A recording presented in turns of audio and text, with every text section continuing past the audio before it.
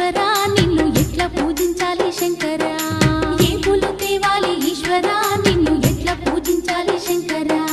కోటి మహిమలతోని కొలువైన కోటప్ప నిన్ను పూజించిన జన్మే ధన్యమయ్యా ఏ పూలు తేవాలి ఈశ్వరా నిన్ను ఎట్లా పూజించాలి శంకరా ఏ పూలు తేవాలి ఈశ్వరా నిన్ను ఎట్లా పూజించాలి శంకరా